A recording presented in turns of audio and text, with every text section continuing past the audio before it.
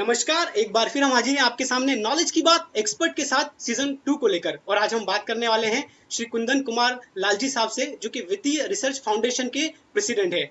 IT में senior leadership में आपका 30 वर्षों का अनुभव, बिजनेस डेवलपमेंट, कस्टमर सर्विस से लेकर कई भूमिकाओं में सफलतापूर्वक संभालने की अद्वितीय प्रतिभा, फॉर्च्यून 500 कंपनियों के साथ लाभदायक मजबूत संबंधों के साथ रिलेशनशिप बिल्डिंग में आपकी मास्टरी है। सर, आपका बहुत बहुत स्वागत है सर। नमस्कार। Jain international organisation, Jain international trade organisation, Jain doctor federation, युवक महासंघ, Jain chartered accountant federation, Jain advocate federation जैसी संस्थाओं के सर्जक, आईएएस आईपीएस सेंटर एवं जुडिशियल ट्रेनिंग सेंटर के संस्थापक गुरुदेव श्री नए पद्मसागर जी महाराज साहब को हम कोटि कोटि वंदन करते हैं। विश्व कल्याण एवं प्राणी मात्र के उत्थान के लिए कई संस्थाओं का सफलतापूर्वक संचालन हो रहा है। गुरुदेव की महिमा भारी, गुरुदेव के चरणों में सफलता सारी, गुरु के नाम स्मरण से होते हैं सारे काम, अर्थात गुरु के नाम से ही मोक्ष की प्राप्ति होती है। तो गुरुदेव की आज्ञा से, गुरुदेव के चरणों में वंदन करते हुए, सभी दर्शकों को प्रणाम करते हुए चलिए शुभारंभ करते हैं ज्ञानवर्धक शो, जिसका नाम है नॉलेज की बात एक्सपर्ट के साथ सीजन 2। मंगल, प्रेरणा एवं आशीर्वाद गुरुदेव श्री नए पद्मसागर जी महाराज साहब, विदुषी आर्या साध्वी Shri मेणाश्री ji Maharaj Sahab, presented by Jain international organisation JIO, supported by Shri Ghevarchand ji Bohra. कभी सिर्फ फ्रिक्शन उपन्यासों और भविष्य की फिल्मों का हिस्सा होने वाला आर्टिफिशियल इंटेलिजेंस एआई अब हमारे लिए बहुत ही वास्तविक है। बिजनेस एप्लीकेशन से लगाकर रोजमर्रा की जिंदगी तक लगभग हर जगह आर्टिफिशियल इंटेलिजेंस का उपयोग हो रहा है। हम लगभग इस बात से अनजान है कि हम में से कितने लोग हर दिन आर्टिफिशियल इंटेलिजेंस के साथ बातचीत करते हैं। बिग डेटा सोल्यूशन वाली लगभग 60% ऑर्गेनाइजेशन किसी न किसी तरह से एआई का उपयोग कर रहे हैं। यह अनुमान के मुताबिक एआई एक मशीन लर्निंग 2025 तक हमारे दैनिक जीवन के सभी क्षेत्रों को प्रभावित करेगी, जिसमें परिवहन और लॉजिस्टिक्स से लेकर स्वास्थ्य सेवा, घरेलू रखरखाव और ग्राहक सेवा तक उद्योगों पर इसका प्रभाव पड़ेगा। वृद्धि के साथ साथ टेक्नोलॉजी, स्किल्ड प्रोफेशनल दोनों में बड़े पैमाने पर निवेश किया जा रहा है, ताकि टेक्नोलॉजी का भरपूर उपयोग कर उसका पूरा लाभ उठाया जा सके। ट्रैक्टिका के अनुसार एआई का बाजार 2024 तक $11.1 बिलियन हो जाएगा। मतलब आर्टिफिशियल इंटेलिजेंसी में कुशल पेशावरों की जरूरत लगभग हर क्षेत्र में मौजूद है। इस वजह से स्थिर नौकरी के साथ साथ हाई सैलरी भी इस इंडस्ट्री में मिल रही है। edit.com के अनुसार अमेरिका में एआई सर्टिफाइड प्रोफेशनल की एवरेज सैलरी लगभग 1 करोड़ रुपए प्रति वर्ष है। सर, आपके साथ सवालों का सिलसिला शुरू करें उसके पहले दर्शक जानना चाहते हैं कि ऐसी कौन सी प्रेरणा रही जिसने आपको प्रेरित किया कि आप वित्तीय रिसर्च फाउंडेशन की स्थापना करें सर? बिल्कुल। अब बड़ा समय के अनुसार प्रश्न आपने पूछा है ये। और अगर मैं डेल्व करता हूँ थोड़ा बिफोर लाइफ में, तो एक तो कि जो मेरी शिक्षा हुई है, जो एजुकेशन है, वो आपका इंजीनियरिंग में हुई है। और आर्टिफिशियल इंटेलिजेंस में मैंने 26 साल पहले मास्टर्स किया था, मास्टर ऑफ इंजीनियरिंग जिसको आप बोलते हैं। मैंने वो पढ़ाई की थी। तो दिमाग के कोने में एआई को लेके हमेशा एक उत्सुकता रही है, और मैं हमेशा जानने की कोशिश करता रहा उसके बाद भी। और दूसरा कि मैंने आईटी इंडस्ट्री में पूरी जिंदगी बिता दी, पूरा कैरियर मेरा आईटी इंडस्ट्री में रहा है। तो एक नेचुरल इंक्लाइनेशन था। मैंने जो देखा वो ये कि एआई जैसे आई मीन आर्टिफिशियल इंटेलिजेंस जैसे आ रहा है, तो उसको इंडस्ट्री तो यूज कर रही है, देश जो है, काफी कंट्रीज हैं वो यूज कर रहे हैं आपका, लेकिन लोगों के बारे में कोई नहीं सोच रहा है। जो सोशो इकोनॉमिक इम्पैक्ट होगा आर्टिफिशियल इंटेलिजेंस का, जो लोगों की जिसकी आप भलाई बोलते हैं, पब्लिक बेनिफिट जहां इन्वॉल्व है, उसके बारे में कोई भी नहीं सोच रहा है। और ये बड़ा जरूरी है, क्योंकि एक आदर्श आर्टिफिशियल इंटेलिजेंस तभी होगा जब वो लोगों के साथ जुड़े और उनकी भलाई का काम करे। तो हमने और यही रीजन था आपका कि हमने वित्तीय रिसर्च फाउंडेशन की स्थापना की। वित्तीय जो है वो एक संस्कृत शब्द है जिसका मतलब इंटेलिजेंस होता है। एंड वित्तीय फाउंडेशन की पूरी मोटो जो है वो socio economic impact and public benefit के ऊपर आपका काम करते हैं हम। सो एआई के उपयोग मानव जाति की भलाई के लिए, एआई फॉर ह्यूमैनिटी कैसे इस्तेमाल किया जाए, हम वही काम वित्तीय रिसर्च फाउंडेशन में कर रहे हैं। जी सर, आपने बिल्कुल सही कहा कि मानव भलाई और प्राणी मात्र के उत्थान के लिए इसका उपयोग कैसे हो, आप इसके लिए काम कर रहे हैं और हमारा भी ऑब्जेक्टिव, हमारा भी उद्देश्य इस प्रोग्राम को करने का यही है। सर, लेकिन आपसे थोड़ा-सा और विस्तार चाहेंगे सर, आर्टिफिशियल इंटेलिजेंस क्या है?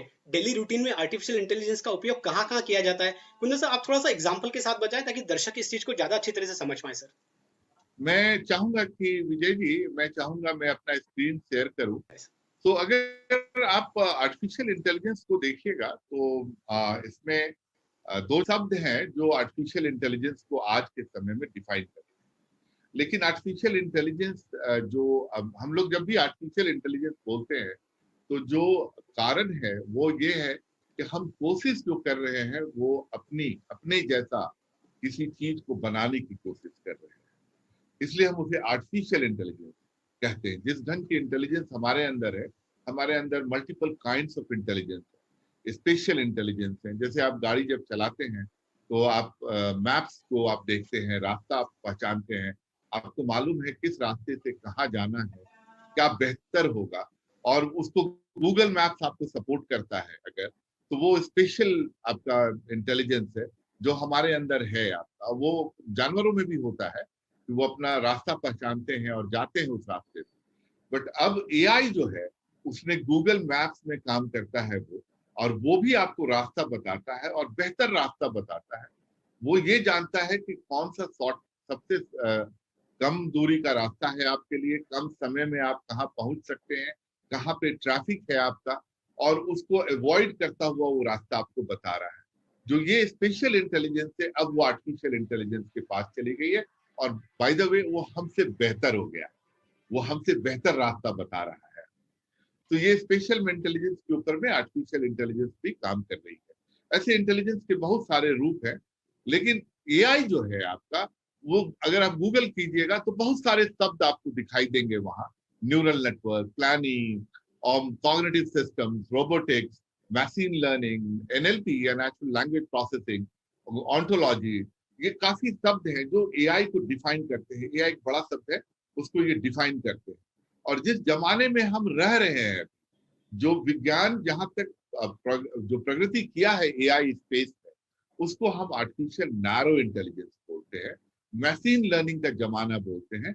मशीन अभी सीख रहा है आपका और काम कर रहा है इसके ऊपर, तो इसको मशीन लर्निंग का जमाना हम बोलते हैं, आर्टिफिशियल नैरो इंटेलिजेंस का।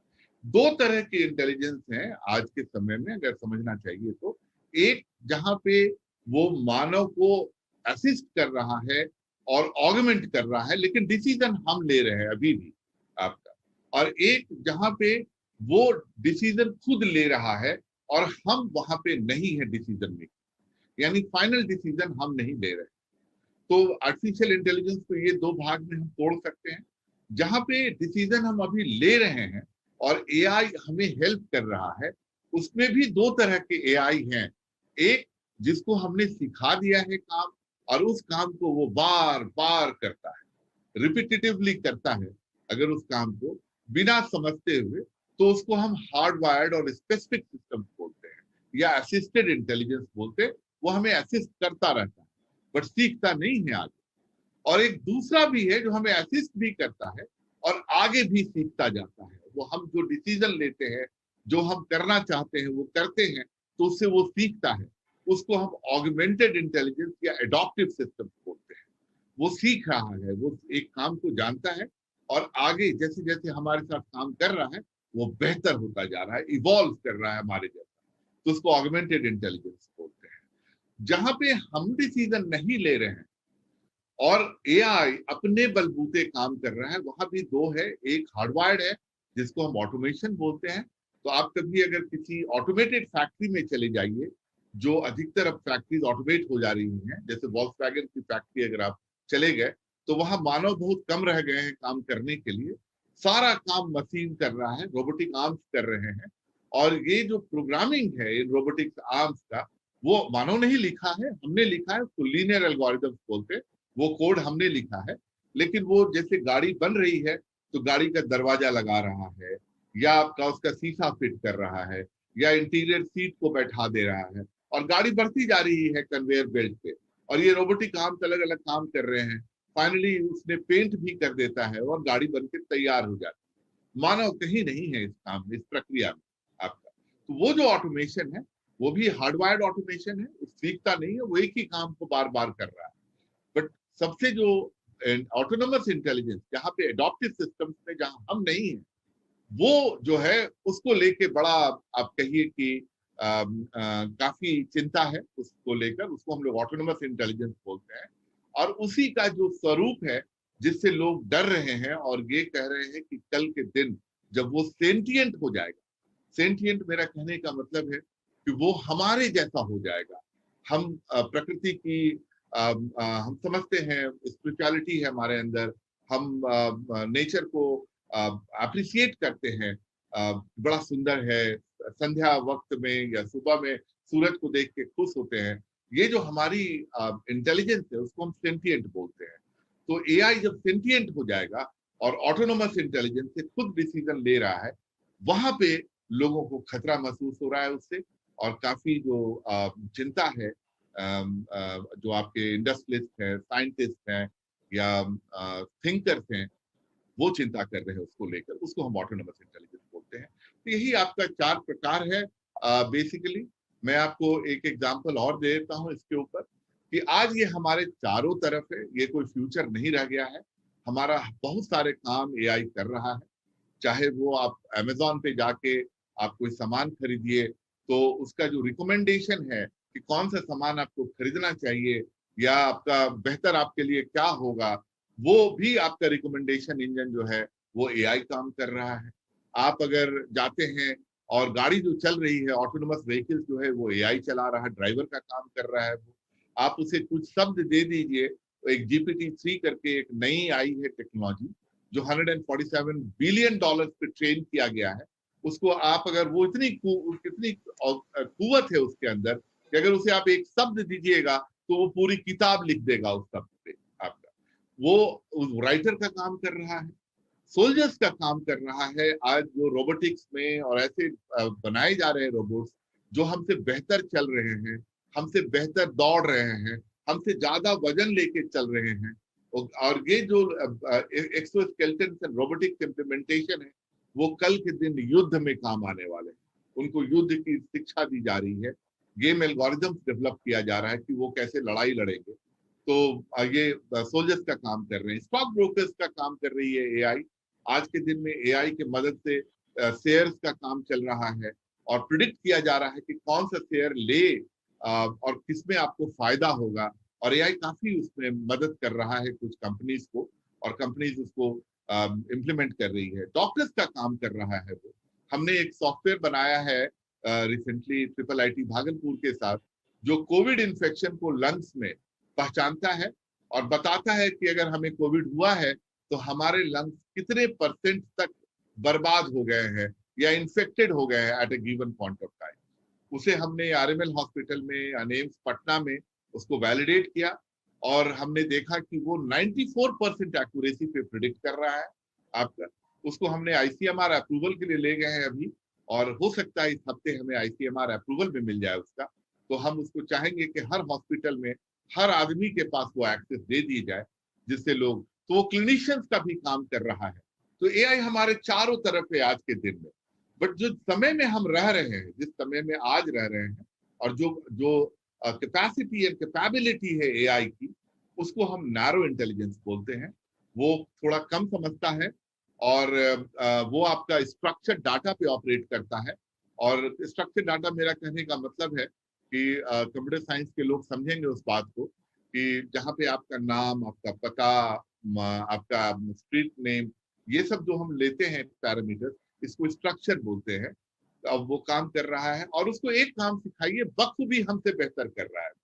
लेकिन जब उसको कोई दूसरा काम सिखाने जाइएगा तो पिछला काम वो भूल जाता है, जो हम नहीं भूलते। तो अगर हमने बचपन में स्विमिंग सीख लिया या हमने साइकिलिंग सीख ली, जिंदगी में कभी भी हमें साइकिल दिया जाएगा 50-60 साल के बाद भी, तब भी हम चला लेते हैं। पानी में अगर हम कूद गए तो हम तैर लेंगे, हम चूंकि हमें आती स्विमिंग, हमने बचपन में सीखा था। बट आर्टिफिशियल इंटेलिजेंस के अंदर में आज के समय में वो ताकत नहीं है। वो उसको अगर आपने हवाई जहाज उड़ाना सिखा दिया और कल के दिन उसको गाड़ी चलाना सिखाइएगा तो वो हवाई जहाज उड़ाना भूल जाता है। इसलिए हम उसे नैरो इंटेलिजेंस बोलते हैं। आपका और स्ट्रक्चर्ड डाटा पे, पर बहुत जल्द वो हमारे जैसा हो जाएगा। तो हम काम करते हैं टैसिटल पे। हमारे पास 5 ज्ञानेंद्रियां हैं, जिसमें एक आपका टैसिटल है, टच है, सर्दी गर्मी गर्म पहचान सकते हैं हम। सूंघने की शक्ति है हमारे पास में, ओल्फैक्टरी ऑर्गन है। देखने की शक्ति है, विजन है हमारे पास, टेस्ट बर्ड्स है हमारे पास में स्वाद के लिए आपका। तो ये जो और हियरिंग कैपेबिलिटीज हैं हमारे, ये 5 सेंसेस हैं जिससे हमारी रियलिटी बनती है, जिसको हम कहते हैं हमारी दुनिया। अगर इसमें से एक भी चला जाता है, हमारा आंख चली गई, तो हमारी ये दुनिया छनमंगूर हो जाती है। हमें नहीं समझ में आता है कैसे इस दुनिया में हम रहें और काम करें, अपंग हो जाते हैं हम, राइट। तो जो जनरल इंटेलिजेंस आ रहा है बहुत जल्द, बहुत नजदीक है या आ चुका है, मैं नहीं कह सकता, लेकिन काफी काम चल रहा है उसके ऊपर। और ये जो आ रहा है वो हमारे जैसा होगा। यही 5 सेंसेस पे वो काम करेगा, जिसको अनस्ट्रक्चर्ड डाटा बोलते हैं। और वो भूलेगा नहीं, उसको आप जो सिखाइएगा उसके ऊपर वो और सीखेगा और बेहतर बनेगा, हमारे जैसा हो जाएगा। तो उसको जनरल इंटेलिजेंस बोलता है। माइक्रोसॉफ्ट ने $1 बिलियन दिया है, वित्तीय रिसर्च फाउंडेशन जैसी एक संस्था है ओपन एआई अमेरिका में, उसको दिया है कि जनरल इंटेलिजेंस को डेवलप किया जाए। अमेरिका $3 ट्रिलियन, जो भारत की जीडीपी के बराबर आपका पैसा लगा रहा है आर्टिफिशियल इंटेलिजेंस में, वो इन्वेस्ट कर रहा है। Companies like Google, Apple, Amazon, जो दुनिया की सबसे बड़ी कंपनीज हैं। एप्पल की जो कितनी बड़ी है एप्पल, में आपको एक उदाहरण दूंगा कि एप्पल का जो रेवेन्यू साइज है वो दुनिया के 17वें देश से भी ज्यादा बड़ा है। इतनी बड़ी बड़ी कंपनियां हाथ मिला ली हैं। इन्होंने एक स्ट्रैटेजी बनाया है कि हम जो भी काम करेंगे एआई को आगे रख के करेंगे। इस स्ट्रैटेजी को एआई फर्स्ट स्ट्रैटेजी बोलते हैं। और ये आपस में कोलैबोरेट कर रहे हैं, आईपीस को शेयर कर रहे हैं और बिजनेस को आगे ले जा रहे हैं। क्योंकि अगला जो बिजनेस आ रहा है, जो जमाना आ रहा है, उसमें वो सारा बिजनेस ही का स्वरूप बदल जाएगा पूरा का पूरा। और जो कंपनियां ऑटोमेटेड नहीं है, जो कैपिटल इंटेंसिव नहीं है, लाइक रोबोज में, डाटा में, प्लेटफॉर्म्स पे इन्वेस्ट नहीं कर रही हैं, वो कंपनियां नहीं बचेंगी। जिनके पास एआई स्ट्रैटेजी नहीं है, वो कंपनियां नहीं बचेंगी। और ये कंपनियां जिनके पास टेक्नोलॉजी है, कैपिटल एसेट्स है, ये कंपनियां आपका काफी फ्लोरिश करेंगी और काफी इकोनॉमी जो है बदल जाएगा आपका। तो ये भी हमें समझना बहुत जरूरी है कि आपका हम कैसे उसको लिवरेज करें। और भारतवर्ष के लिए ये एक बड़ा खतरा भी है, क्योंकि हम लेबर इंटेंसिव हैं। और ये जो ग्रेट डीकपलिंग हो रही है इकोनॉमी की, यानी कैपिटल इंटेंसिव जो एआई लेकर आ रहा है, ऑटोमेशन लेकर आ रहा है, वहां हमारी जरूरत और हमारे लेबर की जरूरत खत्म हो जा रही है। तो ये हमें समझना बहुत जरूरी है एजीआई के साथ। और एजीआई के बाद में जिसमें ये सारा पैसा लग रहा है, वो अल्टीमेट गोल है, जिसको मैं कहता हूं डिसीजिव स्ट्रैटेजिक एडवांटेज। ये decisive strategic advantage nuclear bomb जैसा है। न्यूक्लियर बॉम्ब एक समय में डिसीजिव स्ट्रैटेजिक एडवांटेज था आपका। जो आपका न्यूक्लियर रॉकेट्स हो गए या स्पेस वॉर हो गया, सैटेलाइट्स हो गए, वो आपका, या आईसीबीएम्स हो गया, इंटरकॉन्टिनेंटल बैलिस्टिक मिसाइल, ये आपके डिसीजिव स्ट्रैटेजिक एडवांटेज थे। और आर्टिफिशियल सुपर इंटेलिजेंस अगला डिसीजिव स्ट्रैटेजिक एडवांटेज है जो आ रहा है इसके बाद। बट कितने समय में आ जाएगा, कब तक आ जाएगा, लेकिन इसकी अगर तुलना की जाए तो इसका मतलब है एजीआई हमारे जैसा होगा। एएसआई पूरी दुनिया का नॉलेज सारे लोगों को अगर आप एक जगह कर दीजिए, तो जितना ज्ञान है, जितनी किताबें हैं, जो नॉलेज हमने आज तक पृथ्वी पे गेन किया है, उस सब को अगर एक जगह आप ले आइए तो वो आर्टिफिशियल सुपर इंटेलिजेंस होगा। ये आपका सारे देश लगे हुए उसके पीछे इन्वेस्ट कर रहे हैं। और हमारा नैरेटिव है कि भारत को भी अब सोचना चाहिए, नहीं तो हम शायद एक ऐसी गुलामी की तरफ देख रहे हैं जिस गुलामी को हम ना समझेंगे। और हमारे पास खाना होगा क्योंकि एआई खाना ले आएगा हमारे लिए, हमारे पास ट्रांसपोर्टेशन होंगे, सारे ट्रांसपोर्टेशन नीड्स जो ऑटोनोमस व्हीकल से फुलफिल करेंगे, लेकिन हमारे पास एक चीज नहीं होगी और वो है डिसीजन मेकिंग, स्वायत्तता, वो नहीं होगी हमारे पास। ये समझना हमें बहुत जरूरी है। और इस इंडस्ट्रियल रिवॉल्यूशन 4.0 में हम अपने जी जान से, हम अपनी सारी जो ताकत है वो झोंक देना चाहिए, क्योंकि ये बड़ा समय जो है वो दूर नहीं, वो ऑलरेडी हमारे पास खड़ा है, हमारे चारों तरफ हमारे फैला हुआ है। तो मैं ये मैं सोचता हूँ ये एआई के लिए थोड़ा समझने के लिए बेहतर था। और सर, आपने आने वाले 10 सालों का परिदृश्य हमारे दर्शकों को दिखाया। आपने अपनी बातों में जिन जिन बातों का जिक्र किया, हो सकता है कि हमारे दर्शक जो प्रोग्राम को सुन रहे हैं, उन्होंने कभी इस दिशा में सोचा भी नहीं होगा सर। लेकिन सर, जहां आपने अपनी चिंताओं की बात की, मैं आपसे एक बात यहाँ कहना चाहूंगा सर, कि जहां अमेरिका और चाइना जैसे देश करोड़ों रुपया रिसर्च एआई के लिए खर्च कर रहे हैं, तो सर इतनी चिंता क्यों है सर? क्या इसको अपने देश में भी विकसित नहीं किया जा सकता है? क्या अब सरकार को समय आ चुका है कि अब इसके रिसर्च के बारे में सोचना चाहिए? क्या अब समय आ चुका है कि आने वाला समय कैसा होगा उसके बारे में सरकार अभी से सोच ले? तो सर, आप इतना चिंतित क्यों है सर? देखिए, इसके पीछे जो दो कारण है आपका। एक तो भारतवर्ष, हम जो हैं, हम हमारी इन्वेस्टमेंट आर&डी में वर्चुअली निल है। मैंने, आप इसको अगर तुलना की जाए कि अमेरिका से या चाइना से, जो एक एनिमिकल नेशन है, चाइना हमारे बगल में है और हमसे हमारा दुश्मन भी है, राइट। मैंने एनिमिकल है, वो दुश्मनी वो एक पालता है आपका। अगर ये देश जिनकी इकोनॉमी साइज, लाइक अगर आप अमेरिका की इकोनॉमी देखिए तो वो 21 ट्रिलियन डॉलर की इकोनॉमी है। चाइना की इकोनॉमी देखिए तो वो 14 ट्रिलियन डॉलर की इकोनॉमी। हम करीब करीब 3 ट्रिलियन डॉलर की इकोनॉमी है हमारी। अगर वो एक इकोनॉमी जो 21 ट्रिलियन डॉलर की है, वो हमारे जीडीपी के बराबर 3 ट्रिलियन डॉलर केवल एआई में डाल रहा है। और जो जानते हैं, जब भी टेक्नोलॉजिकल अपलिफ्टमेंट होती है, नई टेक्नोलॉजी जो आती है, वो जैसे अमेरिका जैसा कंट्री, वो दो ही टर्म में बात करते हैं, उन्होंने ग्लोबल डोमिनेंस हासिल किया है। तो उसके पीछे दो रीजनिंग है। एक है इकोनॉमिक स्केल, यानी वो धंधा कितना बड़ा कर रहे हैं, कितना बड़ा बिजनेस कर रहे हैं वो। और दूसरा है ऑफसेट, टेक्नोलॉजिकल सुपरियोरिटी, एंड जिसको एक ऑफसेट बोलते हैं। तो वो दोनों काम वो करते हैं, वो हमेशा एक टेक्नोलॉजिकल सुपरियोरिटी को लेकर आते हैं, जिससे वो बेहतर बिजनेस कर पाते हैं। यानी उसको लेकर वो आर्म्स बनाएंगे, अलग अलग टेक्नोलॉजीज बनाते हैं जो बेचते हैं दुनिया में आपका। वही काम अब चाइना भी कर रहा है। चाइना के पास में इकोनॉमिक स्केल है 14 ट्रिलियन डॉलर की, और प्रिडिक्शन है कि बाय 2030 वो अमेरिका को पार कर जाएगा और अमेरिका से 1.5 गुना बड़ी इकोनॉमी बन जाएगा। लेकिन टेक्नोलॉजिकल सुपरियोरिटी अगर हासिल करेगा तभी वो करेगा। तो चाइना जो है वो 192 बिलियन डॉलर वो एआई में डाल रहा है आपका। जब वो इतना पैसा लोग डाल रहे हैं और एक ऐसी ताकत हासिल करने जा रहे हैं जिस ताकत के आगे हम बेबस हो जाएंगे, तो हमें भी जरूरत है कि उस ताकत को हासिल करें, हम उस आर&डी करें। हम एक ऐसे जो नया इकोनॉमी आ रहा है, जो नई ऑटोमेशन आ रही है, जो सब कुछ बदल देगा। जैसे आपका, अगर मैं एग्जांपल दूं आपको, तो आप ऐसे समझिए कि ऑटोनोमस व्हीकल एक छोटा सा एग्जांपल है।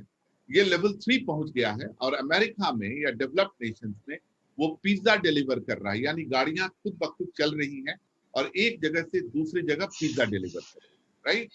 उनकी उनकी चिंता है कि उनके पास ट्रांसपोर्टेशन इंडस्ट्री में 3% जो लोग हैं वो काम करते हैं, वो बेरोजगार हो जाएंगे। तो आज वो व्हाइट हाउस रिपोर्ट है जो ये बोलता है कि आज वो चिंता कर रहे हैं कि उनको कैसे रीट्रेन एंड रीस्किल किया जाए, राइट। जब वो भारत, वही टेक्नोलॉजी, वही कंपनी भारत में भी है। जनरल मोटर्स है यहाँ पे, फोर्ड है आपका, डैमलर है यहाँ पे, हुंडई है यहाँ पे, सारी कंपनीज इंडिया में भी है। अगर वही कंपनीज वो टेक्नोलॉजी इंडिया ले आएंगी और यही ऑटोनोमस व्हीकल, तो हमारे पास करीब 2 करोड़ ड्राइवर्स है, ट्रक के, गाड़ियों के, टैक्सीज में 2 करोड़ ड्राइवर्स है करीब। उनकी शिक्षा जो है वो तीसरी और चौथे क्लास की बराबर भी नहीं है उनकी शिक्षा। तो ये बड़ा जरूरी हो जाता है कि हम ये सोचने लग जाएं अभी से कि हम इनको कैसे ट्रेन करेंगे, इनकी हम क्या रीस्किलिंग करेंगे कि वो तब भी कमा खाएं, उसके बावजूद वो अपने आपका उनका उनके भरण पोषण हो सके, उनका परिवार चल सके। क्या करेंगे हम उनके लिए?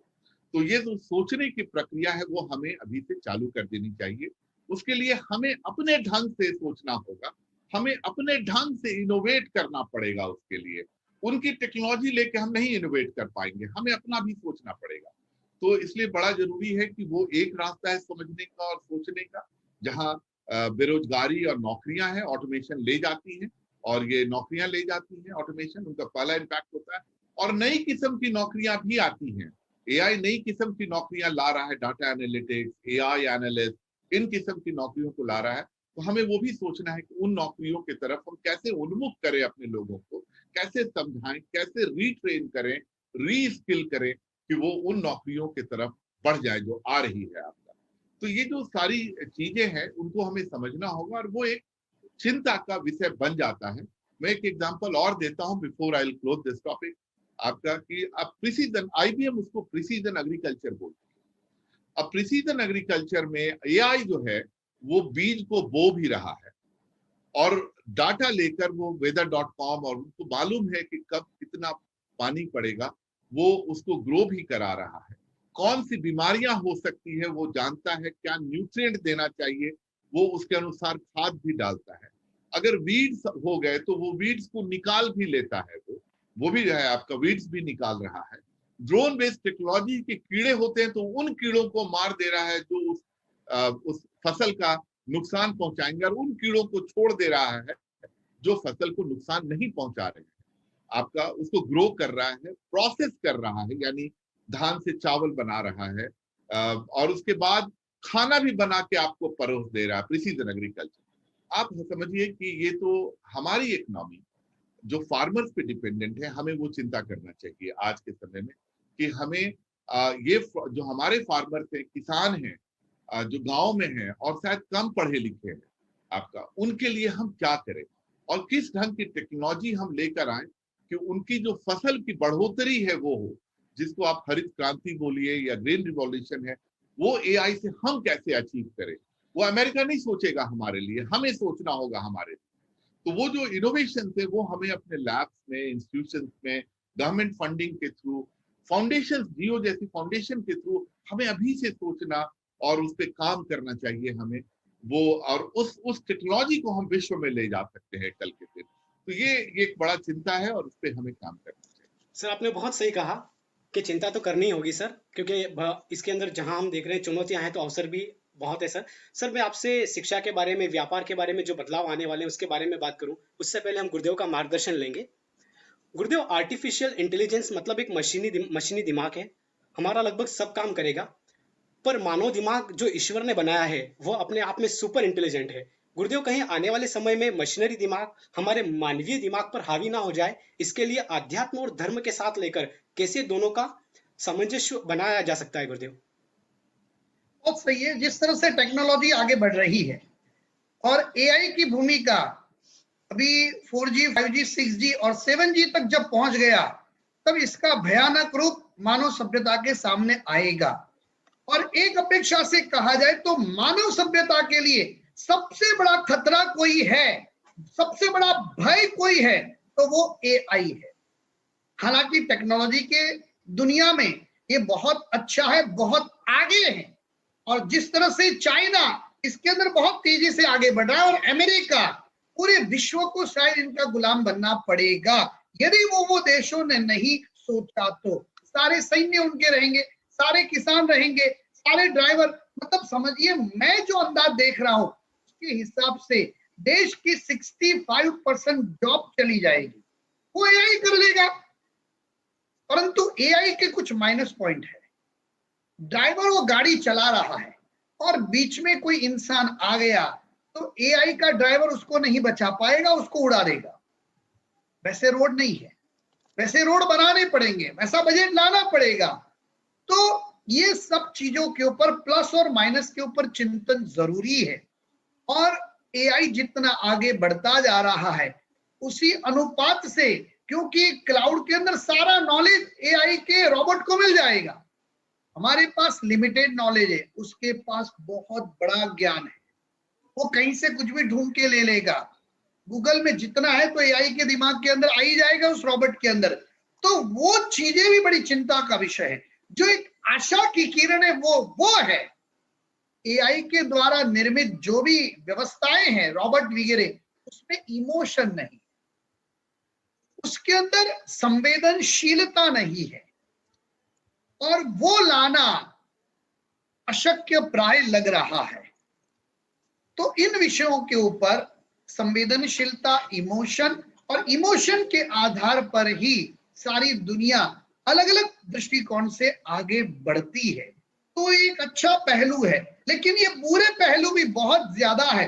तो हम सभी को मिल करके, विशेष करके मानव सभ्यता को ये चिंता करनी पड़ेगी, आने वाले समय में एआई आया तो देश के किसान बेकार हो जाएंगे, देश के हॉस्पिटल का स्टाफ बेकार हो जाएगा, ड्राइवरों की फौज बेकार हो जाएगी और अनेक प्रकार के व्यापार तो तबाह हो जाएंगे। तो ये जो बेरोजगारी आएगी, जो गरीबी आएगी, वो जो अराजकता फैलाएगी, उसके माध्यम से जिस तरह से हिंसा का तांडव शुरू होगा, वो विश्व को और देश को कहां ले जाएगा, उसका चिंतन जरूरी है।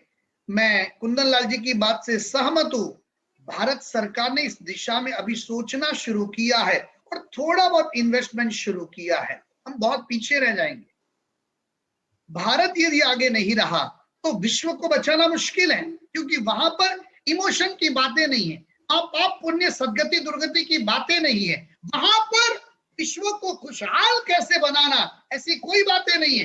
मेरा देश, मेरा प्रभुत्व, मेरा साम्राज्य, चाइना का तो टारगेट है आसपास के सारे देशों को कवर कर लेना और पूरे विश्व को मेरे कंट्रोल में रखना। सेम टारगेट अमेरिका का है और ये दोनों महाशक्तियों का हाईएस्ट बजट और बड़ी बड़ी कंपनियों का हाईएस्ट बजट एआई पे लग रहा है।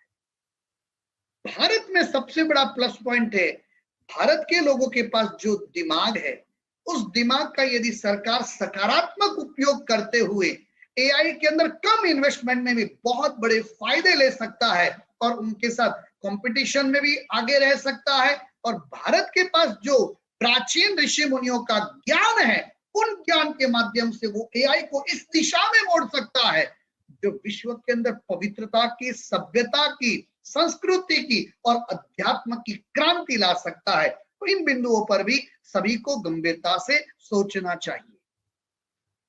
बिल्कुल महाराज, बहुत अच्छा आपने बताया और आपने जिस ढंग से इसका जो सार निकाला है वो बिल्कुल सही है। एआई वर्ल्ड में भी एक बड़ा चिंता का विषय है जिसको हम good AI and bad AI बोलते हैं। जो इथिकल वैल्यू सिस्टम है वो हमारे अंदर है, वैल्यू सिस्टम, ह्यूमन वैल्यूज का, और वो एआई के अंदर नहीं है। सो एआई का स्वरूप जो भयावह है वो बैड एआई भी हो सकता है, और उसको अगर हम हाथ मिलाएं, हम सोचे, और भारतवर्ष यहाँ एक विश्व गुरु की भूमिका निभा सकता है, एक गुड एआई की बात कर सकता है जो मानव जाति की भलाई के लिए हो, बर्बादी के लिए नहीं हो आपका, तो वो हम कर सकते हैं, हम वहां लीड ले सकते हैं भारतवर्ष। बिल्कुल बिल्कुल सर। जैसा कि सर आपने पहले क्वेश्चन में बात की थी, हमने सिर्फ चुनौतियों के बारे में, अब कुछ अवसरों के बारे में भी बात करते हैं सर। एआई भारत के लिए कितना लाभदायक सिद्ध होगा सर आने वाले भविष्य में? आर्टिफिशियल इंटेलिजेंस भारत की एक बड़ी जनसंख्या को प्रभावित करेगा, जिसके बारे में आपने बात भी की सर।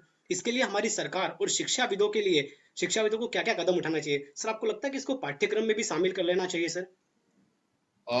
देखिए, भारत सरकार ने कुछ कदम उठाए हैं, जैसे सीबीएसई ने करिकुलम में, स्कूल के करिकुलम में आपका इस साल से artificial intelligence and design thinking की कोर्सेज उन्होंने इंक्लूड किया है, और हम उनके साथ काम कर रहे हैं कि जो टीचर्स हैं, जो हमारे टीचर शिक्षक हैं स्कूल में भी, उनको भी एआई के बारे में पढ़ाया जाए। जो स्कूल फैकल्टी डेवलपमेंट प्रोग्राम्स बोलते हैं वो लॉन्च कर रहे हैं हम, और सीबीएसई के टीचर्स को, क्योंकि अगर वो पढ़ेंगे और वो जानेंगे तो बच्चों को मोटिवेट कर पाएंगे बेहतर आपका। और डिजाइन थिंकिंग जो है वो एक तरीका है कि एक बेहतर एआई बेस्ड एप्लीकेशंस को बनाया जाए जो एम्पैथेटिक टू ह्यूमन बीइंग्स हो, यानी हम लोग को समझ के हमारे लिए, हमारी जरूरत के लिए डिजाइन कर सके। तो वैसा जो प्रक्रिया है उसको डिजाइन थिंकिंग बोलते हैं। तो वो भी उनको पढ़ाया जाए कि वो एम्पैथेटिक टू ह्यूमन बीइंग्स कैसे बना सकते हैं वो एप्लीकेशंस को। तो वो हम फैकल्टी डेवलपमेंट प्रोग्राम पे भी भारत सरकार काम कर रही है, हम भी उनके साथ जुटे हुए हैं वहाँ, और हम चाहेंगे अब कि गुरुजी महाराज का भी आशीर्वाद हमें मिले, एक्टिव आशीर्वाद मिले इसमें, कि जो फैकल्टी डेवलपमेंट प्रोग्राम है वो हम और तेजी से उसको आगे बढ़ा सके आपका। और ऐसे और भी बहुत सारे चीज हैं जो आपका भारत सरकार कर सकती है और कुछ काम कर भी रही है। लेकिन मेरी जो नैरेटिव है कि हम बहुत कम कर रहे हैं। ये समय बड़ा तेजी से बदल रहा है और हमें ज्यादा करना चाहिए आपका। और हमें लगता है कि केवल हम भारत सरकार पे नहीं छोड़ सकते हैं, सरकार की अपनी मजबूरियां होती हैं, अपनी पॉलिटिक्स होते हैं। हम जो हैं वो हमें जुड़ जाना चाहिए।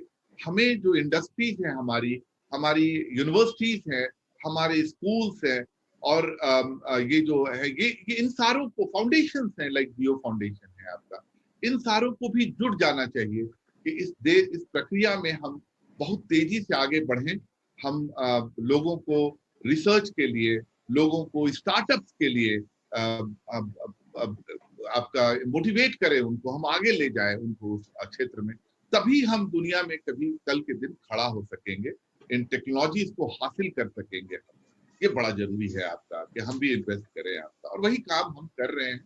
हम जोड़ रहे हैं लोगों को, एक कारवां की बात कर रहे हैं, एक साथ की बात कर रहे हैं, एक कुटुंब की बात कर रहे हैं, कि जिससे हमारी सभ्यता भी बची रहे, जो हमारा धर्म है, हमारी सभ्यता है, हमारी स्पिरिचुअलिटी है, वो भी बची रही।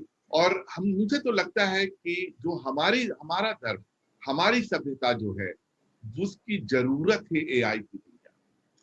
सर आपने स्टार्टअप, जी सर। एब्सोल्युटली उसकी जरूरत है एक अच्छे एआई की और गुड एआई की, एक रिस्पॉन्सिबल एआई के लिए उन्हें वो सीखना पड़ेगा हमारे धर्म से, हमारे सनातन धर्म से, हमारे जैन धर्म से, हमारे बौद्ध धर्म से, हमारे कल्चर से, हमारी जो फिलॉसफी है कि हम सबका इज्जत करते हैं, हम आदर करते हैं, और चाहे वो जो भी भगवान हो, सबको समाहित करके चलते हैं। ये बड़ा जरूरी है कि एआई ये इस चीज को समझे, इस वैल्यू सिस्टम को अपने अंदर समाहित करे, और वो हम ही दे सकते हैं। तो हमें जुटना बड़ा जरूरी है, मुझे लगता है। मेरा जो सर आपने स्टार्टअप की बात कही, सर उसी से जोड़कर मैं आपसे बहुत एक अहम सवाल लेना चाहूंगा सर। फॉरेस्टर रिसर्च की एक रिपोर्ट कहती है एआई एआई तकनीक मौजूदा बाजार में 3 गुना बढ़ोतरी हो सकती है सर। तो जो बिजनेस और जो स्टार्टअप, जो व्यवसायी इसमें अवसरों को तलाश रहे हैं सर, उनके लिए आपका क्या कहना है सर? देखिए, आज के दिन में अगर जो प्रिडिक्शन है, आप फॉस्टर या गार्नर के पैटर्न की बात करते हैं, या मैकेंजी की, तो जो प्रिडिक्शन है कि 2025 तक एआई बेस्ड इकोनॉमी जो है वो 25 ट्रिलियन से 35 ट्रिलियन के बीच हो जाएगी।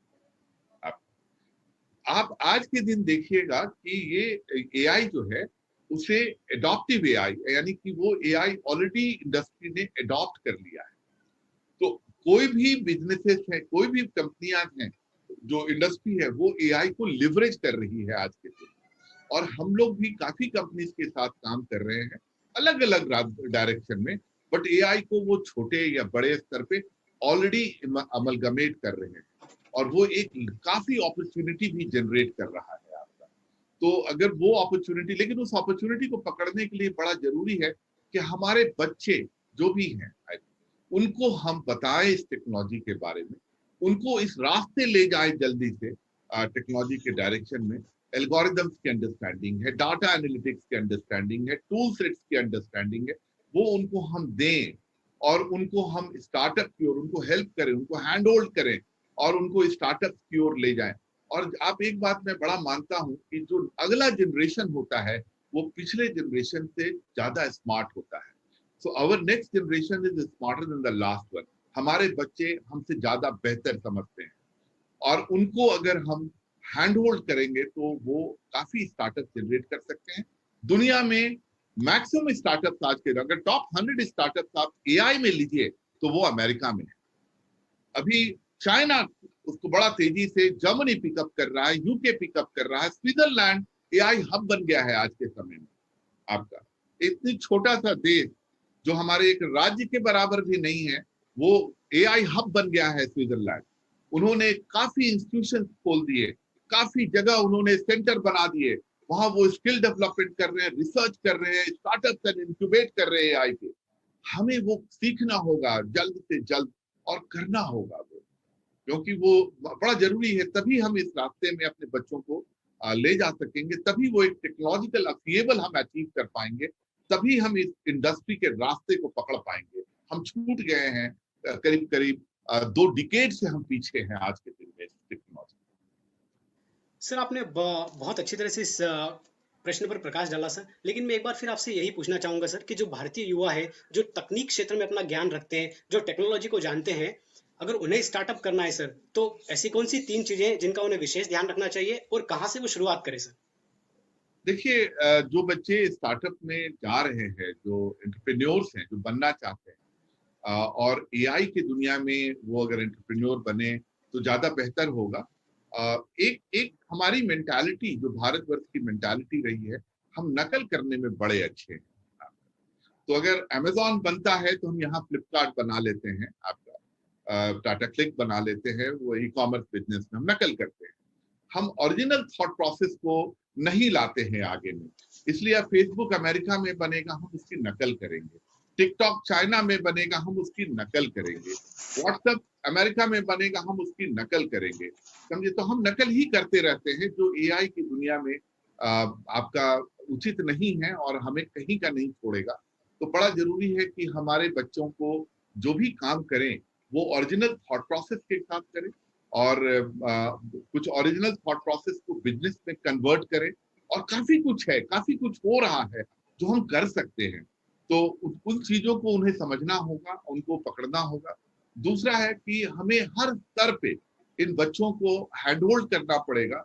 अब जैसे जो बिजनेस है वो हमारी सभ्यता में, यानी भारतीय सभ्यता में, आज भी बिजनेस को हम थोड़ा डाउनग्रेडेड दृष्टि से देखते हैं। नौकरी को हम बड़ा ऊपर देखते हैं, या आपका जो जिसको कुर्सी बोलते हैं ना, चेयर बोलते हैं, उसको बड़ा ऊपर देखते हैं। तो ये जो हमारी मेंटालिटीज है, ये मेंटालिटी हमें बदलना पड़ेगा आपका।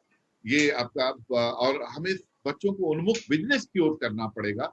जो टेक्नोलॉजिस्ट हैं, साइंटिस्ट हैं, उनको बिजनेस की ओर ले जाना होगा, तभी हम सफल हो पाएंगे इस क्षेत्र में। तो बच्चों को इनोवेटिव थॉट प्रोसेस है, उनकी हैंड होल्डिंग की जरूरत है, और हमें इंक्यूबेशन सेंटर स्टैब्लिश करना चाहिए। जिलों में, गांव में, हर जगह हमें बनाना चाहिए और इनकी मदद करनी चाहिए। बड़ा जरूरी है। तभी हम compete कर पाएंगे। जो थर्ड ऑफसेट आ रहा है उसके साथ हम खड़े हो पाएंगे दुनिया के। सर आप अगर सर हम आपके रिसर्च फाउंडेशन की बात करें तो आप एआई के क्षेत्र में नई जागृति लेकर आए सर। सर जिस तरह से आपने स्टार्टअप का जिक्र किया कि उन्हें इस अपनी शुरुआत इस तरह से करनी चाहिए, सर इसमें कोई ऐसी संस्थाएं हैं सर जो उन्हें मदद करती है? मैं फाइनेंशियली मदद की बात नहीं कर रहा हूँ, किस तरह से उन्हें स्टार्ट करना चाहिए, क्या क्या इसके पैमाने होने चाहिए और क्या क्या मापदंड होने चाहिए सर, ऐसी कोई संस्था है सर? देखिए, संस्था तो अगर सरकार की देखिएगा तो उनके पास स्टार्टअप इंडिया है, वो हैंडहोल्ड भी करते हैं। काफी डिपार्टमेंट्स इंक्यूबेट भी कर रहे हैं आपका। और हमारे तरफ से जो विधि रिसर्च फाउंडेशन है, हम भी इंक्यूबेट कर रहे हैं, हम भी हेल्प कर रहे हैं। और वहाँ पे हमने एक कंसेप्ट लेके आगे बढ़े हैं हम, जिसको हम एआई इनोवेशन एक्सचेंज बोलते हैं और एआई इनोवेशन हब बोलते हैं।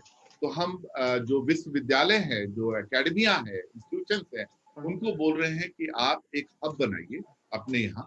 और जो हब बनाने की प्रक्रिया है और उसको सेल्फ सस्टेनेबल बनाने में हम आपकी मदद करेंगे। वो अब बिजनेस है, आपको एक विन विन क्रिएट करना है, उनको अपने आप चलने दीजिए, सेल्फ सस्टेनेबल बनाइए। वहाँ पे एक हाई परफॉर्मेंस कंप्यूटिंग सेंटर है, AR VR है, ब्लॉकचेन टेक्नोलॉजीज है, IoT है, न्यूरोमॉर्फिक कंप्यूटिंग है, इनके लैब्स क्रिएट कीजिए। और साथ में इंक्यूबेशन सेंटर भी बनाइए। और आपको हम मदद करेंगे, आपके लिए प्रोजेक्ट हम लाएंगे, प्रैक्टिकल एक्सपीरियंस आपको हम देंगे, आपको हम डिजाइन करके कोर्सेज देंगे जो आप पढ़ा सकते हैं अपने बच्चों को। और हमने काफी कोर्सेज डिजाइन भी किया है उनके लिए, जो हम लोग एकेडमी या इंटरवेंशन बोलते हैं, हमने किया है। वैसे ही हम एक्सचेंजेस बना रहे हैं जो Tier 1, Tier 2, Tier 3 सिटीज में होना चाहिए आपका, जो इंडस्ट्री से, लोकल इंडस्ट्री से सीधा बात करके उनके प्रोजेक्ट्स को लाकर अपने साथ एक डिस्ट्रीब्यूटेड डिलीवरी में एकेडमिया में एग्जीक्यूट कराए। तब हमारे बच्चों के पास प्रैक्टिकल एक्सपीरियंस आएगा। जब तक कि ज्ञान की प्राप्ति नहीं होगी, जब तक कि उनके हाथ गंदे नहीं होंगे, तब तक वो स्टार्टअप नहीं कर सकते, इनोवेटिव आइडियाज को नहीं जनरेट कर पाएंगे। जब उनके हाथ गंदे होंगे और जब उनके ज्ञान होगी उनके पास कि हाँ हमें क्या कर सकते हैं, तभी हम इनोवेटिव आइडिया लेकर आएंगे। तो ये एक्सचेंज की मदद से और ये प्रोजेक्ट्स को लाके यूनिवर्सिटीज को हम दे रहे हैं, उनसे काम करा रहे हैं, उससे उनके शिक्षक जो है उनकी भी प्रगति हो रही है। बच्चों के पास भी आपका इंटर्नशिप और प्रैक्टिकल एक्सपीरियंस आ रहा है। और हम प्रोजेक्ट भी इंडस्ट्री को बना के दे पा रहे हैं। तो ऐसे एक्सचेंज हमने दिल्ली में बनाया है। एक हम नितिन भाई के साथ में, क्योंकि वित्तीय रिसर्च फाउंडेशन के चेयरमैन भी हैं नितिन भाई हमारे, तो उनके साथ में उन्होंने एक 12,000 स्क्वायर फीट का जगह है उन्होंने बना रखा है, लेकिन कोविड के कारण हमने उसको इनॉग्रेट नहीं किया है अभी। और वहाँ पे हम काफी इंक्यूबेट कर सकते हैं, 150-200 स्टार्टअप्स को इंक्यूबेट कर सकते हैं वहाँ पे, और जो बच्चे हैं। और हम चाहेंगे कि जैन समाज के भी काफी बच्चे जो है, जो ऑलरेडी उन्मुख रहते हैं बिजनेस की ओर, उनको हम जरूर मदद करें, उनको हम जरूर, बिकॉज वो एक प्रगति ला सकते हैं, वो सोचते हैं इस डायरेक्शन में, और उनके पास में एक, जिसको आप कहते हैं ना, एक कल्चरल एंटिटी है उनके पास में, कल्चरल थॉट प्रोसेस है उनके साथ में, कि वो इस एंटिटीज को बना के सक्सीड कर सकते हैं। तो मैं चाहूंगा कि महाराज जी का आशीर्वाद हो वहां पे हमारे लिए, और जैन समाज को बताया जाए कि एआई के एरिया में जो स्टार्टअप्स है वो हम मदद करें, इंडस्ट्री की मूवमेंट को हम मदद करें, उनकी स्किल डेवलपमेंट को हम तेजी से करें। हम बॉम्बे में कर सकते हैं आपका, इस नई मुंबई की इस जगह में जो 12,000 स्क्वायर फीट स्पेस में हम कर सकते हैं, और काफी स्टार्टअप हम जनरेट कर सकते हैं वहाँ। तो वो मेरा एक रिक्वेस्ट होगा महाराज जी के लिए कि वो हमें मदद करें, उस डायरेक्शन में हमें उन्मुख करें, और हमें धक्का भी दें उस डायरेक्शन में, कि भाई आप कीजिए इसको, आप समझे। तो बड़ा वो आशीर्वाद हमें चाहिए, बड़ा जरूरी है वो आशीर्वाद। जी सर। सर, आज हम दर्शकों से भी कहेंगे कि जो नए बिजनेस से स्टार्टअप और इनोवेटिव आइडियाज रखते हैं और इस बारे में सोचते हैं, उन्हें एक बार एआई के बारे में जरूर सोचना चाहिए। सर, आपने जैसे बात कही कि माइंड रीड करके मैसेज भेजे जाते हैं, उसमें भी एआई की एक बड़ी भूमिका होती है। आपको 1 करोड़ की लॉटरी लगी है, आपने कार जीत ली है, आपके अकाउंट में इतना पैसा आ गया है, ये सारे मैसेज का पता लगाने के लिए अगर एआई भेजते तो हम कोई ऐसा फिल्टर लगा सकते हैं सर कि ऐसे मैसेज किसी के पास आए ही नहीं एआई के जरिए? देखिए, आपने जो स्पैम फिल्ट्रेशन की बात की ना, वो साइबर सिक्योरिटी का एरिया है आपका, और एआई यहाँ बहुत काम कर रहा है ऑलरेडी आपका साइबर सिक्योरिटी। वो आपके स्पैम को फिल्टर भी कर रहा है, आइडेंटिफाई भी कर रहा है, आपके नेटवर्क को प्रोटेक्ट भी कर रहा है। हम एक कंपनी के साथ काम करते हैं जिनके पास डिसेप्शन टेक्नोलॉजी है। तो आपके नेटवर्क में उन्होंने एआई बेस्ड नकली, जैसे आपका मान लीजिए जहाँ पे चोरी जिसकी होती है, वैसे चीजों की वो बना दे रहे हैं, जिसको कोई हैकर जो घुसेगा आपके नेटवर्क में, तो उसको वो दिखाई देगा कि अरे यही तो मैं चोरी करने आया हूँ। तो उसमें वो जाके उसको पकड़ेगा, उसको चोरी करने की कोशिश करेगा, और वो नकली है, वो एआई के द्वारा बनाया हुआ। वो एआई तुरंत पहचान जाएगा कि कोई बंदा दरवाजा तोड़ने की कोशिश कर रहा है ये, और वो अलार्म बजा देता है, वो बता देता है नेटवर्क एडमिनिस्ट्रेटर को कि आप आइए और साफ कीजिए, रोकिए इसको, ये अटैक जो है वो चालू हो गया है। वैसे ही आपका स्पैम मैसेजेस जो है, उनकी कैटेगराइजेशन जो है वो भी एआई कर रहा है आपका, कि वो किस कैटेगरी में पढ़ते हैं। अगर उनको लगता है, और उसका बहुत बहुत सारा तरीका है, वो आपके सोर्स से, यानी कि जो आईपी से वो मैसेज आया है उसको भी वो पहचानते हैं, वो अनऑथराइज्ड आईपी है, तो वो जानते हैं कि ये जो स्पैम है ये आपको नहीं पढ़ना चाहिए। वो अगर उसके साथ कोई ट्रैप है, यानी आपने खोला और वायरस का अटैक हो गया, तो उसको ये पहचानता है वो कि इसके अंदर एक ट्रैप है इस ईमेल में। जैसे मैसेज आपका ईमेल का जैसे मैसेज है, तो वो ट्रैप को और उसको स्पैम फोल्डर में डाल देता, आपको खोलने भी नहीं देगा। वो बोलेगा नहीं नहीं नहीं मत छूइए इसको, इसमें खतरा है, आपके सिस्टम जो है वो कॉम्प्रोमाइज हो जाएगी। तो एआई काफी कुछ काम कर रहा है, बट एआई का एक दूसरा स्वरूप भी है उसके साथ। देखिए, चाइना जैसी कंट्री जो है, उनके पास में एक पूरा फोर्स है जो विभिन्न देशों के मंत्रालयों में, मिनिस्ट्रीज में डिफरेंट एसेट्स पे वो अटैक करते हैं, उसको डिफेस करते हैं और डाटा को चोरी कर रहे हैं आपका। और वो डाटा आज की दुनिया में डाटा ही नया वाइल है, नया तेल है, नया फ्यूल है आपका, तो डाटा चोरी कर रहे हैं आपका।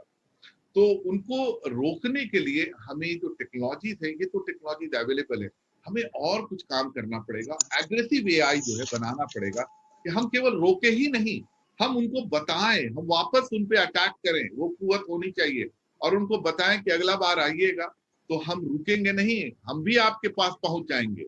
आपके पास में आप हमारे लिए खतरा बनिएगा तो हम भी आपके लिए खतरा खड़े हो जाएंगे, खतरा बनकर। तो वो जो है वो भी कुव्वत एआई जो है वो ला रहा है, और हमें भी उस क्षेत्र में साइबर सिक्योरिटी पे काम करना चाहिए। फ्रॉम विति रिसर्च फाउंडेशन हम लोग काम कर रहे हैं, कुछ एलिट फोर्सेस के साथ भी काम कर रहे हैं इंडिया में। एसपीजी के साथ जैसे हमारी बातचीत चल रही है, उन्होंने 4-5 प्रोजेक्ट्स भी आइडेंटिफाई किया है। हम जो इंटरनल सिक्योरिटी पे भी काम कर रहे हैं एजेंसीज के साथ में, उनको भी हम पढ़ा रहे हैं, बता रहे हैं कि क्या खतरा है और क्या काम हम करना चाहिए हमें। तो उस क्षेत्र में हम भी काम कर रहे हैं और हमें लगता है कि काफी कुछ हमें और करना चाहिए आपका उस क्षेत्र। सर जैसा आपने बताया कि इतना बड़ा खतरा आने वाले समय में हम इस चीज में देख रहे हैं, सर आपको लग रहा है कंपनी और संस्थाओं के लिए भी ये घातक है सर? बिल्कुल बिल्कुल बिल्कुल। आपका देखिए, जो अगर हमारी जैसे आईटी इंडस्ट्री है, अब मैकेंसी का रिपोर्ट 2017 का देखिए तो उन्होंने बोला कि 65% जो जॉब्स है आईटी इंडस्ट्री में, क्योंकि वहां नौकरियां हैं, वहां पे लोग सर्विस करते हैं। हम आईटी इंडस्ट्री में सर्विस करते हैं, यानी कि आपका जो भी काम है उसको ले लेते हैं, हम कर देते हैं, लेबर इंटेंसिव है, राइट। अब अगर वहां पे ऑटोमेशन आ जा रहा है, आरपीए जो है जिसको रोबोटिक प्रोसेस ऑटोमेशन बोलते हैं, वो एआई बेस्ड हो गया है, या डेवऑप्स बोलते हैं हम, जो आपका सारा काम करता है, यानी आपका कोड लिखने से लेकर उसकी चेंज मैनेजमेंट, कॉन्फ़िगरेशन मैनेजमेंट और उसको ऑपरेशनलाइज करना, यानी साइट पे डिप्लॉय कर देना, ये सारा काम एआई करने लग गया है। तो कल के दिन में जो कोडर्स हैं, टेस्टर्स हैं, इनकी जरूरत, आपकी डिलीवरी मैनेजर्स हैं, प्रोजेक्ट मैनेजर की जरूरत खत्म हो जा रही है। बीपीओ इंडस्ट्री बड़ा बुरी तरह से प्रभावित ऑलरेडी हो चुका है आपका, जहां अगर आज के दिन में आप कॉल कीजिए माइक्रोसॉफ्ट को या गूगल को, तो आप मानव से नहीं बात कर रहे हैं, आप शायद एक एआई से बात कर रहे हैं। आप सपोर्ट जो मांग रहे हो, आपको सपोर्ट कर रहा है। आप लोग आए दिन अगर आप देख रहे हैं तो अपने मोबाइल फोन में आप सिरी को बोल रहे हैं कॉल करने के लिए, आप कोटाना को माइक्रोसॉफ्ट विंडोज में बात कर रहे हैं, आप एलेक्सा से बात कर रहे हैं आप।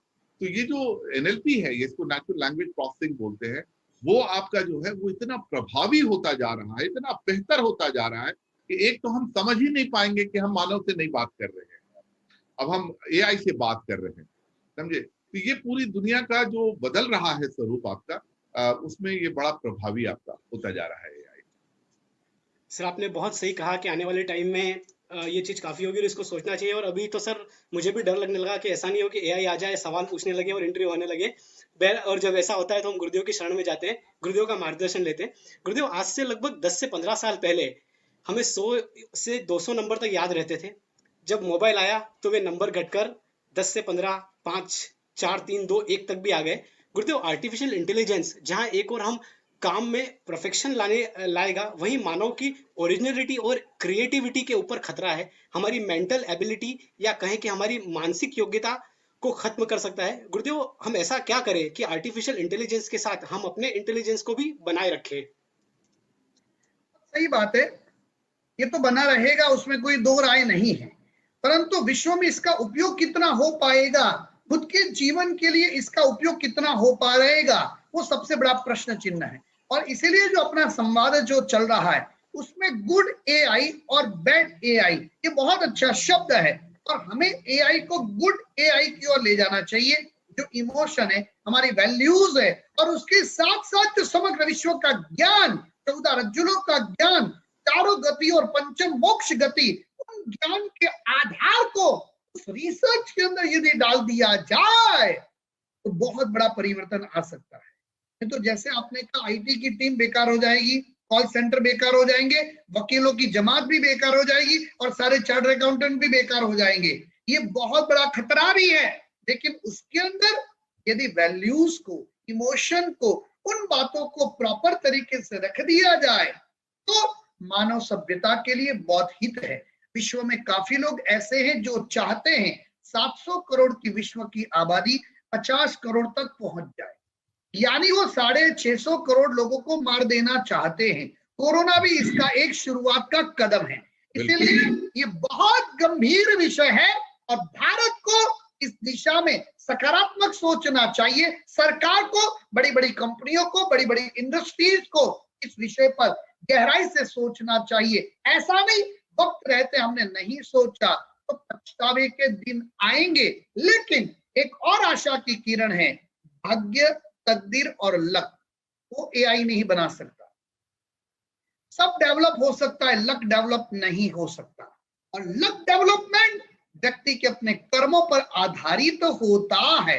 तो उन विषयों को लेकर के जब एआई को बनाने वाला भी मानव है, तो एआई को सही दिशा में मोड़ने का काम भी मानव ही करेगा। और वैसे महामानव भारत देश में अनेक है, लेकिन सजग होने की जरूरत है, जागृत होने की जरूरत है। मैं मानता हूं हम किसी के साथ षड्यंत्र न करें, लेकिन सामने वालों के षड्यंत्रों को पहचान न सके, इतने नादान और नासमझ हमें नहीं रहना है। एआई बहुत अच्छा भी है, बहुत घातक भी है, और अमेरिका और चाइना की सोच कभी भी पॉजिटिव एआई की तरफ रही हो ऐसा मुझे नहीं लग रहा है, और इसलिए खतरा ज्यादा है। भारत इस विश्व को सही दिशा की ओर मोड़ने में कामयाब हो सकता है, और मुझे विश्वास है प्रधानमंत्री नरेंद्र मोदी जी जो आध्यात्मिक ऊर्जा से भरे हुए हैं, उनकी लीडरशिप के अंदर इसके ऊपर यदि सकारात्मक कदम उठा लिया जाए और देश की नीति उस प्रकार की बने, तो बहुत बड़ा लाभ इस देश को हो सकता है, क्योंकि भारत ये अध्यात्म से भरा हुआ ये विश्व गुरु है। और ये एआई की दुनिया जितनी आगे बढ़ेगी, उतना ही तेजी से हमारी वैल्यूज और इमोशन की भूमिका भी आगे बढ़ेगी। एआई के माध्यम से भी हमारे लोग उसमें जुड़ करके अवश्य विश्व गुरु बनेंगे, ऐसा मुझे पूर्ण विश्वास है। और जैसे अभी कुंदन लाल जी ने बताया, वैसे ही बहुत जल्दी जैन इंटरनेशनल ऑर्गेनाइजेशन भी नितिन भाई आप और पूरी टीम के साथ जुड़ करके बहुत बढ़िया न्यू बॉम्बे के अंदर इंक्यूबेशन सेंटर बनाने का प्रारंभ करेंगे, और बहुत जल्दी आप सबको गुड न्यूज मिलेगा। मिनिमम 200 न्यू फील्ड के एआई के लोग इसके अंदर बहुत अच्छा अपना जीवन का अद्भुत कार्य का शुभारंभ कर पाएंगे। और ये पहले शुरुआत लाल जी, हमारे पुण्यशाली नितिन भाई और उनके साथ जुड़ करके जैन इंटरनेशनल ऑर्गेनाइजेशन बहुत जल्दी ही न्यू बॉम्बे के अंदर करने जा रहा है। तो आप सभी की भावनाओं की मैं अनुमोदना करता हूं, और विश्व को बदलने का श्रेष्ठ अवसर है। एआई के माध्यम से देश और दुनिया को सकारात्मक बना करके, कर्मों की दुनिया को समझा करके, आत्मा में क्या शक्ति है, पुनर्जन्म की क्या भूमिका है, और आत्मा परंपरा में मोक्ष को कैसे प्राप्त कर सकती है, ये सारा विषय, सारा विज्ञान एआई के माध्यम से एटॉमिक एनर्जी के आधार पर जो तत्ववाद सूत्र के 5वें अध्याय के अंदर ये सारी बातें आई है, उन बातों को एआई के माध्यम से विश्व को सही जीवन जीने का मार्गदर्शन हम दे सकते हैं, और मुझे विश्वास है उसके अंदर 100% कामयाब होंगे। बहुत बहुत अच्छा महाराज जी, बहुत अच्छा आपने बताया। और मैं केवल एक ही चीज विजय जी और महाराज जी बोलना चाहूंगा कि आपने जो बोला उसके ऊपर मैं एक स्क्रीन शेयर कर रहा हूँ। मानव जाति जिसको हम होमो सैपियंस बोलते हैं आज के समय में, ये होमो सैपियंस हैं। हम लोग पीड़ित रहे हैं, ग्रसित रहे हैं वॉर से, फेमिन से, या आपका सूखा पड़ जाता है, अकाल पड़ जाता है, बाढ़ आ जाता है, और डिसीज से, कोविड-19 में आप देख रहे हैं कि हम घरों में बंद हैं। ऐसे हर कुछ सालों में कभी बर्ड फ्लू, पहले प्लेग भी, बुबोनिक प्लेग एंड ऑल से काफी लोग मरते रहे हैं हम लोग, और मानव जाति जो होमो सैपियंस है।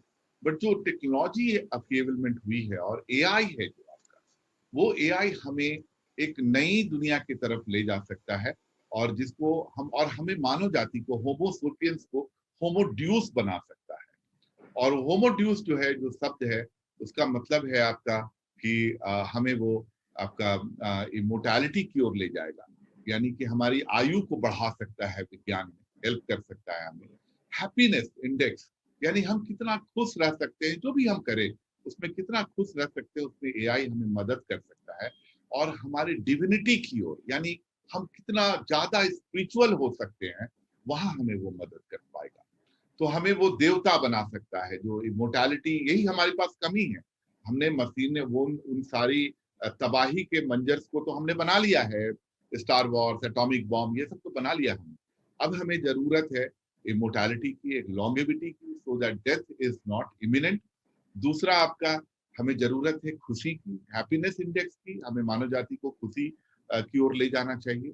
और आपका डिविनिटी की ओर हमें ज्यादा स्पिरिचुअल होना चाहिए, ज्यादा वो एआई जो है वो दुनिया की तरफ हमें ले जा रहा है।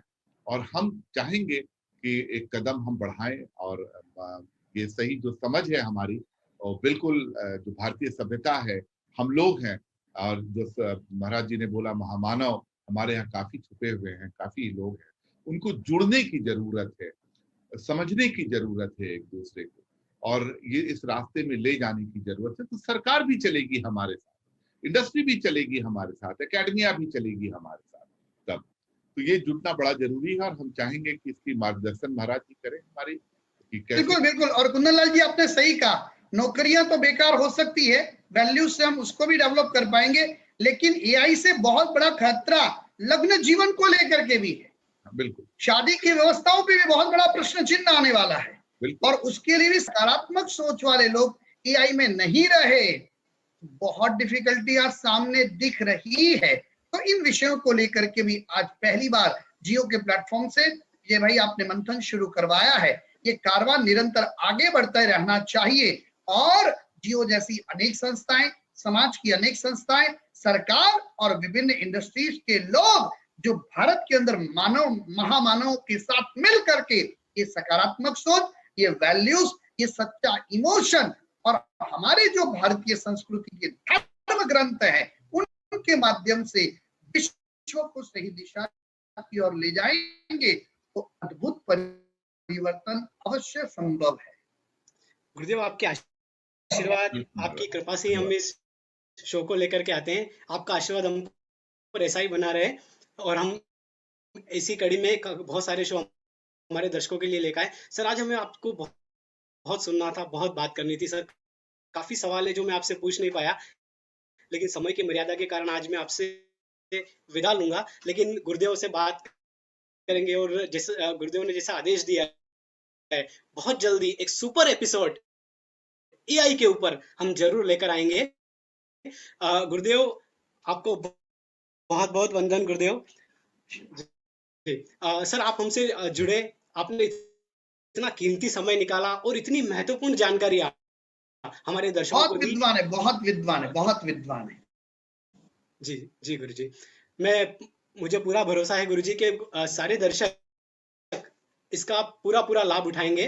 स्वामी विवेकानंद जी की प्रभावशाली लाइंस के साथ करते हैं, जब तक जीवन है सीखते रहो, जब तक जीवन है सीखते रहो, क्योंकि अनुभव ही सबसे श्रेष्ठ शिक्षक है। अपने ज्ञान, अपने नॉलेज को अपग्रेड करते रहें, क्योंकि ज्ञान ही हमारा सच्चा साथी है। तो दोस्तों, जीवन में अपने लक्ष्य को हासिल करने के लिए निरंतर सीखते रहें। सोशल डिस्टेंसिंग का पालन करें, मास्क लगाएं, बार बार अपने हाथों को धोते रहें, अपने आप को मानसिक रूप से स्ट्रांग बनाए रखें, अपना इम्यूनिटी पावर बढ़ाएं, और अपने आसपास एक पॉजिटिव ऑरा बनाने का प्रयास करें। स्वस्थ रहें, मस्त रहें, व्यस्त रहें, और देखते रहें ज्ञानवर्धक शो जिसका नाम है नॉलेज की बात, एक्सपर्ट के साथ, सीजन 2, मंगल, प्रेरणा एवं आशीर्वाद। गुरुदेव श्री नए पद्म सागर जी महाराज साहेब, विदुषी आर्या साध्वी Shri Meenakshi ji Maharaj Saheb, presented by Jain international organisation JIO, supported by Shri Ghevar Chand ji Bohra. बहुत बहुत धन्यवाद दर्शकों, आपका भी धन्यवाद। बहुत बहुत धन्यवाद। धन्यवाद सर।